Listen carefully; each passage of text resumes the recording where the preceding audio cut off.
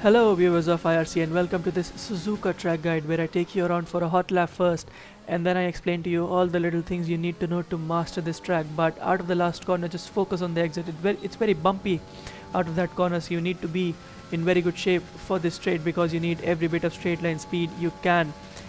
Before the 50, just turn in and then carry the maximum minimum speed you can through these two corners because it's very critical to do that here. Just a small lift for this left and a dab on the brakes for this right. Bring the car to the right and then to the left again for this left and right. Hug this inside for longer than you'd expect and then bam on the throttle, and if you get that section right, Dunlop is flat out. If you don't, you'll spin and race would be over. Coming up to Degner 1 just after the 50, throw the car in, the car would stick. There's just so much downforce.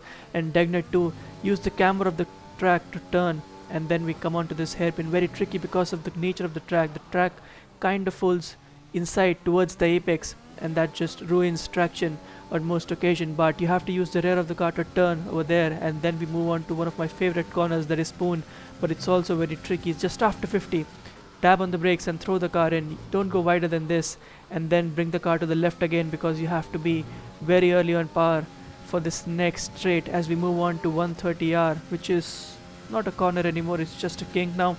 But we come to the right of the track and then we hug this inside for longer again than we'd expect because we need to straighten our line out for this next chicane. Before the 100, we brake and use both of these curves and then on power as early as possible and stick to the inside if you want to set a good quality time. So we do a 1 minute 25.493, which is about decent. But now let me tell you all that you need to know to master this track. So turn 1, just when you spot this bald patch, that is when you start turning in. And don't brake too much, don't break the momentum, just carry that speed and don't run wider than this when you exit that turn. Just a small lift here for this left, don't get onto the curb too much and dab on the brakes before this right because that will help you turn better. For this left again, just a small lift off, and then for this right you want to dab the brakes and stick to the curb because you have to hit a certain spot on the track to maximize Dunlop, which is the next left-hander. So when you spot this white patch in front of you on the track, this is when you know that you can take Dunlop flat out. We messed that sequence slightly and that is why we had to lift off, but it's ideally flat. For Degner 1, just after 50, throw the car in, just a minor lift, and then when these red barriers appear, that is when you brake because there's no other real braking marker, it's on feel totally. And then Degner 2 is just straightforward. The camber would help you to turn, and then for this hairpin, just when these curves end, that is when you get on the brakes. And now when you're at the apex, use the rear of the car to turn. Just get on throttle in third gear ideally, that should help, and you can use the rear of the car to turn and that will set you up for the straight very nicely. And then for the straight, stick to the inside because that helps you save some time. And then after 50, after this board passes you, that is when you get on the brakes, and don't run wider than this else the lap would be invalidated. And you have to treat this like a late apex, but you have to get on power really early because what follows is a very long straight, and don't run wider than I did because that is an invalidation for sure. But on to 130R now, and just stick to the left even after taking the turn because you have to set up the next braking zone. And just before 100, this is when you get onto the brakes and trail brake into taking loads of both of these curves because that will really help you straighten your line. And then there is a very big bump over here. It's not visible, but it really can ruin your lap if you're not careful.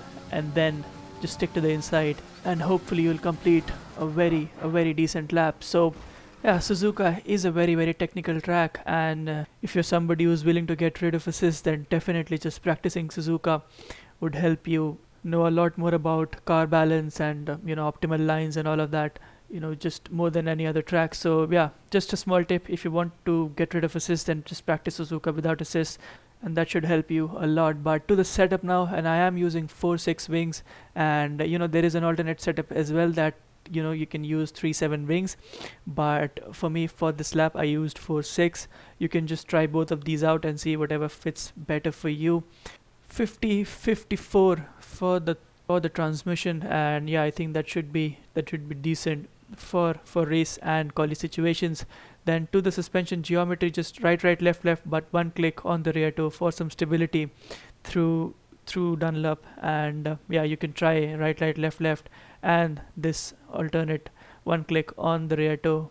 But 1-6, 5-6, 3-4 on the suspension, and if you look at some really fast laps on the leaderboard, then they're using 1.8 and 2.7, 2.9 setups like that for the suspension and for the anti-roll bar. But in a race situation, you would just find it incredibly tough to get the right lines every time. If you can, then definitely go for it, but yeah, it would be just very, very unstable and incredibly difficult to handle. So yeah, what the combination that I have on the screen right now should be decent. You can try 2.4 ride height, but basically just test it out for yourself and see whichever one works well. And yeah, minimum tire pressures on all four tires. So that was a track guide of Suzuka. Hopefully you enjoyed it. Make sure you check out all the other stuff on this IRC channel. And for IRC, I have been Prakhar Vats. You would find me in the video description, links to my YouTube and to my socials. And yeah, just have a wonderful New Year's Eve, and hopefully we'll see you soon.